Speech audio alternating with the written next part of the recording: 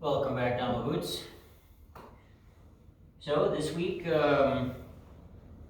we get to do something different, and I might do something exactly the same as I have been doing for a little bit. What I'm looking at doing right now, what I'm looking at starting, is going to be a series on the Eightfold Noble Truth. So what I need you to do, first thing, is tell me whether you want another series or whether I should just finish it here. Alright, so that's going to be your homework in the comments. Please let me know, because if I do go into this series and you guys are not interested, it's going to waste a lot of people's time. Right? And if I don't go into the series and you guys want me to, well, am I meeting your expectations? Am I really doing right by the Sangha, by the DhammaBoots community? Not really. So, let's go ahead and get into it. I'm going to start off with a part of the Sutta Nipata, an analysis of the path, right? And we're going to go through this whole thing, and that's going to be basically the entirety of the sermon today. I might go into little bits here and there. But if you want me to do a series on each of these, we will. If you don't, we won't, right? It's up to you guys. Let me know. I have heard that at one time the Buddha was staying in Savatthi in Jedda's Grove, Anathapindika's monastery. There he addressed the monks. Monks, yes, Lord, the monks responded to him. The Blessed One said, I will teach and analyze for you the Noble Eightfold Path. Listen and pay close attention. I will speak. As you say, Lord, the monks responded to him. The Blessed One said, now what, monks, is the Eightfold Noble Path? Right view, right resolve, or intent. Right speech, right action, right livelihood, right effort, right mindfulness, right concentration. And what, monks, is right view? Knowledge with regard to dukkha, or stress. Knowledge with regard to the origination of stress. Knowledge with regard to the stopping of stress. Knowledge with regard to the way of practice leading to the stopping of stress. This, monks, is called right view. And what, monks, is right resolve? Resolve for renunciation. Resolve for non-ill will. Resolve for harmlessness. This, monks, is called right resolve. Right intent. Right? What you intend matters there. And what, monks, is right speech? Abstaining from lying, abstaining from divisive speech, abstaining from harsh speech, abstaining from idle chatter. This, monks, is called right speech. And what, monks, is right action? Abstaining from taking life, abstaining from stealing, abstaining from sexual misconduct. This, monks, is called right action.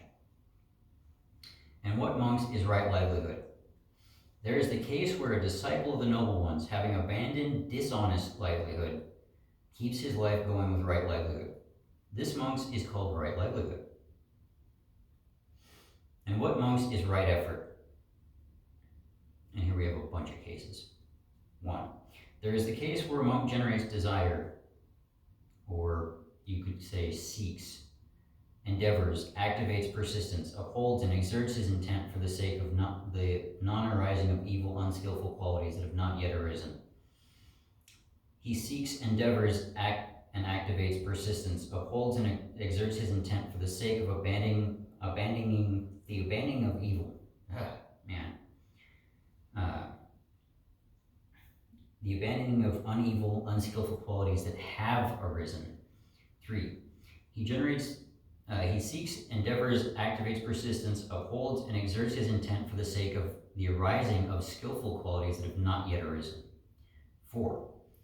He seeks, endeavors, activates persistence, upholds and exerts his intent for the maintenance, non-confusion, increase, plenitude, development, and culmination of skillful qualities that have arisen. This, monks, is called right effort. And what, monks, is right mindfulness? Here we have a bunch more cases as well. I think, 4. There is the case where the monk remains focused on the body in and of itself, ardent, alert, and mindful, subduing greed and distress with reference to the world. 2. He remains focused on feelings in and of themselves, ardent, alert, mindful, subduing greed and distress with reference to the world. 3. He remains focused on the mind in and of itself, ardent, alert, and mindful, subduing greed and distress with reference to the world. 4. He remains focused on mental qualities in and of themselves, ardent, alert, and mindful, subduing greed and distress with reference to the world. This, monks, is called right mindfulness.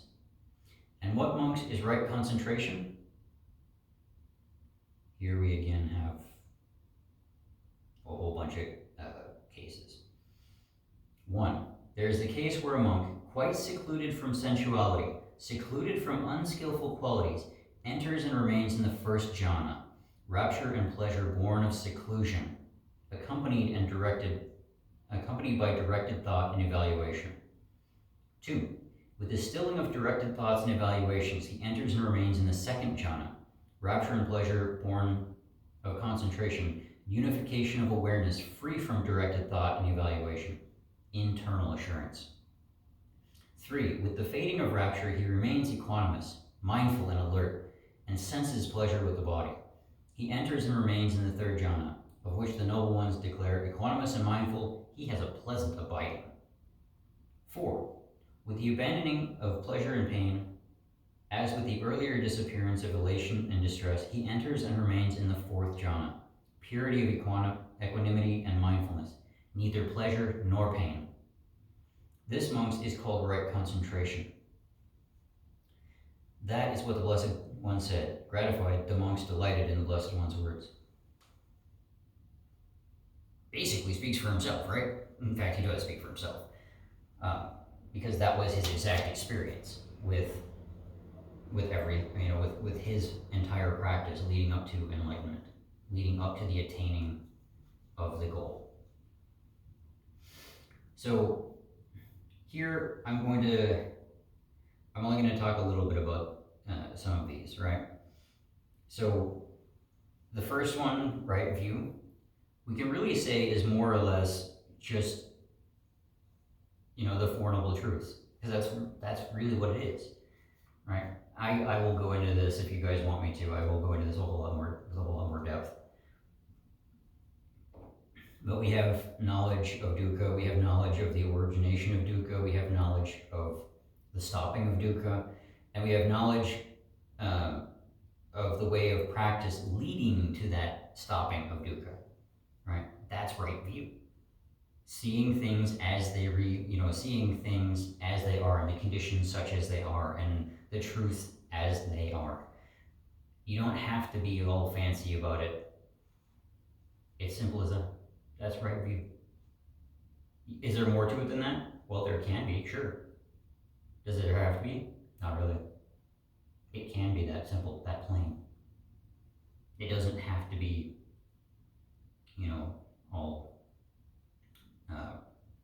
all fancy and glorified. It's simple. So, with right intent,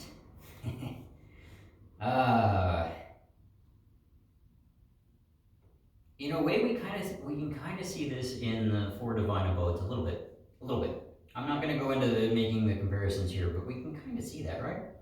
So, resolve for intent for renunciation, intent for non-ill will, aka loving kindness, intent for harmlessness. That would be,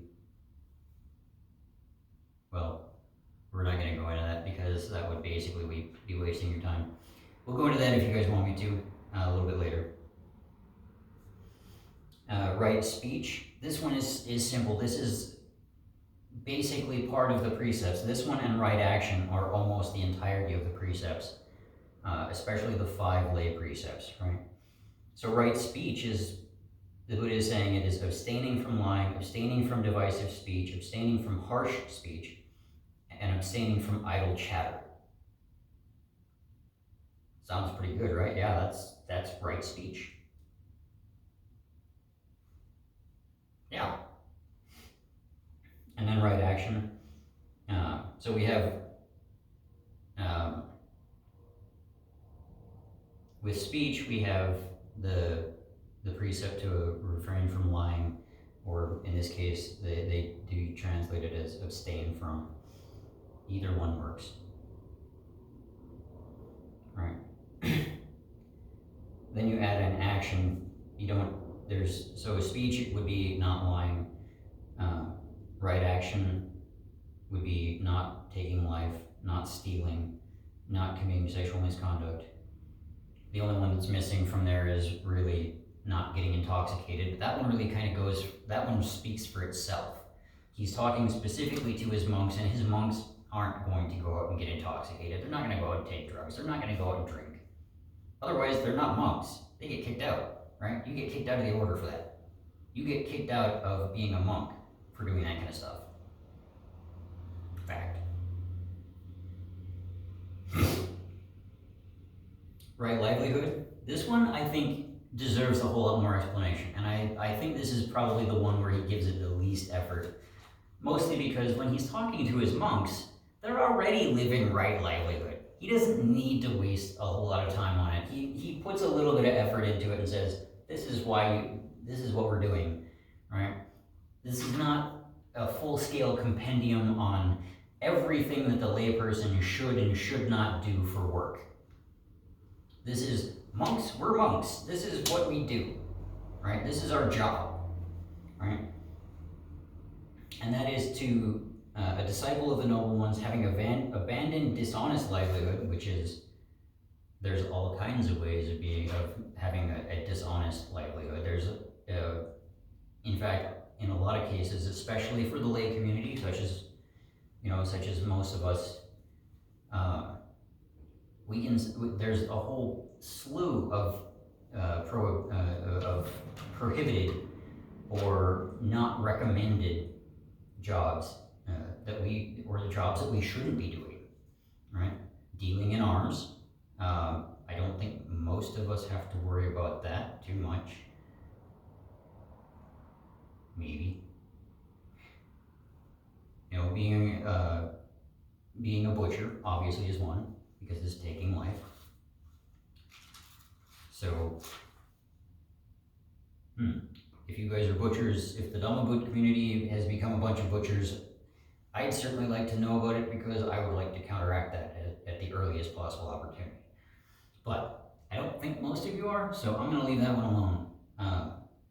Kind of like the Buddha, where he's talking to his monks and he's saying, this is what right livelihood is, right? Abandoning dishonest livelihood and keeping your life going with right livelihood. That's right livelihood. Giving up or refraining from being employed in certain professions and being employed in ones that are good. Easy enough. Right effort.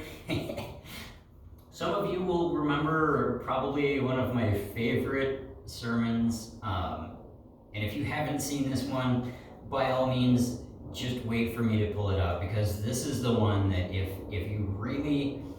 you guys want me to do the Eightfold Noble Path, I will do that, and right effort is going to be the centerpiece of that, because I have a specific way of teaching that one, and it revolves around a clip from Samurai Jack. It's beautiful work. It really is. And it really explains what right effort looks like, or what right effort can look like. And it's such a masterful piece, right? So if you guys want me to do that one, I will totally do that one. And I may just do that one separate from all of the rest, just because it's so much fun, right? But that's up to you guys. So, right effort, as the Buddha phrases it, is seeking, endeavoring, and activating persistence for the sake of not letting evil, unskillful qualities arise when they haven't arisen, abandoning those evil or unskillful qualities that have arisen, seeking to develop skillful qualities that have not yet arisen in you, right? And the fourth one, which is easily my favorite, seeking for the maintenance, non-confusion, increase, plenitude. Plenitude. Let's take a look at that for just a second. You want what you're doing, you want the skillful things that you're doing, you want there to be a lot of that, right? Everybody does, because that's so important, right? Having a whole lot of really skillful qualities makes you better suited to practice. It makes you better suited in whatever job you're doing. It makes you better suited to be a human being. Because you're skillful at it. Because you're skillful at doing good things. Who doesn't want a bunch of that, right? If I were to offer you a big old basket full of all the good food you ever wanted to eat, and then I offered you this tiny little basket with like one piece of whatever that is, which are you gonna take? Obviously not the little one. If both of them are being offered under the same conditions, I'm giving you for free either one. You take which one you want. Which one are you gonna take? The one with a whole bunch.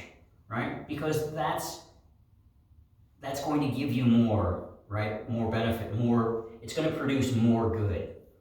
It's going to be able to do more good things. And you know, if that is like too much, like if it's a whole big tray of lasagna, I don't know, I'm throwing that out there, versus one tiny little piece of lasagna, can you then take that lasagna, that one little piece of lasagna, and share it with your buddies? No. You're going to gobble that up. It's like a mouthful, right? But if you have this whole big tray of lasagna, you're going to be like, what do I do with all this lasagna? How about I invite my buddies over and we all eat some, right? That's the nature of the skillful quality, is it doesn't just belong to you. It doesn't just help you. It helps everybody. And so you want to have a lot of that. So, plenitude. He seeks, endeavors, activates persistence, upholds, and exerts his intent for the maintenance, non-confusion, increase, plenitude, development, and culmination of skillful qualities that have arisen. This, monks, is called right effort. Yeah, I mean, it's really hard to argue against that. And that is why I love right effort so much, because right effort provides so much, not just for you, but for those around you. For family, for friends, for coworkers, you know, for people in your unit. That's where the benefit comes in, right? And you can provide that through right effort. Cool, eh? And what, monks, is right mindfulness?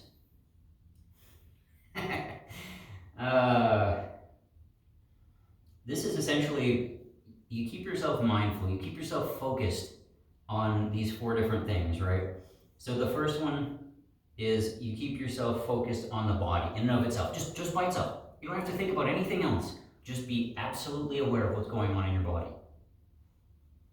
This is basic meditation, right? This is the fundamentals of meditation. You focus on the breathing, and the breathing, when you start focusing on that, then you can start to focus, you can start to learn how to see the rest of the body. You can start to hear all of the other sensations that are going on. You can, as our Tibetan friends have found, you can actually change vasodilation and vasoconstriction. You can control your own body temperature just by being mindful, with enough practice of being mindful of the body. Don't expect to do this right away, because it's not going to happen. But with enough effort, with enough practice, with enough mindfulness on the body, in and of itself, you can do that. Powerful stuff, right? So, same thing with feelings. If you are mindful and alert and aware of your feelings, right? If you're managing your feelings rather than hiding them, rather than pushing them under the rug like so many in the military do on a regular basis, right? And there are some professions that are way worse at that than others. But if you manage your emotions, if you're mindful of them and aware of them, and you can control them, you can change them, you can make them into better things. But you can't do that if you're not mindful of them. You can't do that if you're shoving them under the rug and pretending they don't exist, right? You can't control, you can't change, you can't look at, you can't develop things that you're just bottling up and pretending, putting on a shelf over there somewhere and pretending like it's gone and letting the dust try and settle on it. You can't. And that's what the Buddha's getting at here. Mindfulness of one's emotions and one's feelings. Mindfulness helps us to manage those rather than hide behind them or hide away from them. Be scared of them. Because that really, when you're pushing your feelings under the rug so you don't have to deal with them, that's exactly what you're doing. You're being afraid. You're being frightened. You're being scared. And it's normal to do so. But we have the potential to do so much more. We have the potential to be so much better. Right? The third one that we need to be mindful of is the mind. Right? And we do this through meditation. All of these things we do through meditation. Right? So this may as well be called right meditation. It's not, obviously, but it could be. Right? And same thing with the mental qualities in and of themselves, right? So what we've got here, you need to be focused and aware of your body, your feelings, your mind, and the qualities of your mind. And how you do that? Through meditation. Right mindfulness requires you to meditate. It requires you to look inside and say, this is where I am. And that's hard stuff. It's not for cowards.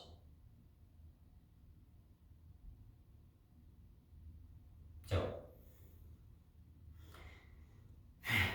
finally, the last one, right concentration. Yes. So this is the jhanas, right? So the first jhana basically is the rapture and pleasure born of seclusion, which kind of sounds like an introvert's paradise, right? The rapture and pleasure born of seclusion, accompanied by directed thought and evaluation. You go off and you get secluded, you're staying by yourself, you're just chilling, thinking, evaluating your thoughts, right? Looking at your thoughts and evaluating them. Honestly, as an introvert myself, that sounds like heaven. It really does. Just going off into the forest somewhere and having some time, some secluded time away from other human beings where I can just be. Where I can sit there and let direct my thoughts and evaluate them and take a look at them. That sounds like heaven to me. Maybe not to you guys, but to me, that's heaven. To me, that's such a pleasurable experience that I get what he's talking about when he says that that's rapture and pleasure, right? That's the first jhana, is going into that seclusion and coming out of it with this overwhelming sense of just happiness, right? So, what happens after that is a little bit more interesting. So once you've gone through the directed thought and evaluation of that thought, right, and you still have that pleasure, you move past the thought, right? You move to the point where there's no more directed thought. There's just the rapture, just the pure pleasure of seclusion, just the pure pleasure of being. That sounds really cool too. Don't get me wrong. I'm totally on board with this. I'm absolutely on board with this. I wish I was there right now.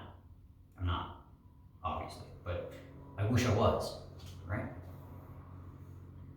The third one, the rapture fades into just this peace, this equanimity, this equanimous kind of like still, calm peace. Who doesn't want to be there?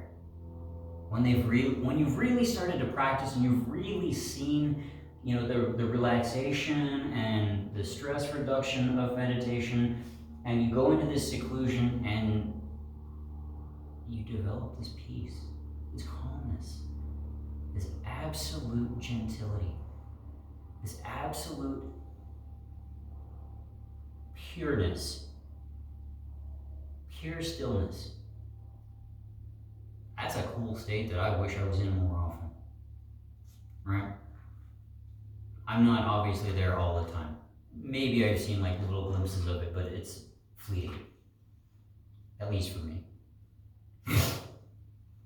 Mostly because, yeah, I still have a job to do, right? Can't get out of doing that. If I could go off into the forest and do this, though, I totally would. I absolutely would, because that being completely at peace, completely still, completely calm, completely relaxed, completely free. Who doesn't want that? Right? And the fourth one. With the abandoning of pleasure and pain, as with the earlier disappearance of elation and distress, right? So rapture is gone, distress is gone, pleasure is gone, pain is gone. Then you get to the fourth jhana, the purity of equanimity and mindfulness, where there is neither pleasure nor pain. And this is really a super advanced state, because this is where it becomes permanent. This is where everything gets cut off, right? All of the stuff out in the world that could possibly disturb you, distract you, make you a different, goad you into this, that, or the other thing, gone. Totally gone. Right? And that's a lot of what we hear when we hear descriptions of what the Buddha is, right?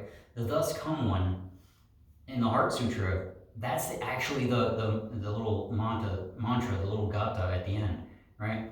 Gone, gone, gone beyond, gone entirely beyond, enlightenment hail. Or enlightenment, wow, depending on how you want to translate svaha. Right? You get to this point where you are so completely above, you have so completely and entirely transcended everything around you, all of the stuff that makes everybody do what they do, that it just doesn't have any impact on you, because you have permanently reached that state of peace, that state of calm, tranquility. That is transcendence. That is what enlightenment is all about. That is what the Buddha reached, although some would argue that there are other jhanic states, right? And that's right concentration. So, that is the Eightfold Noble Path for you in a nutshell.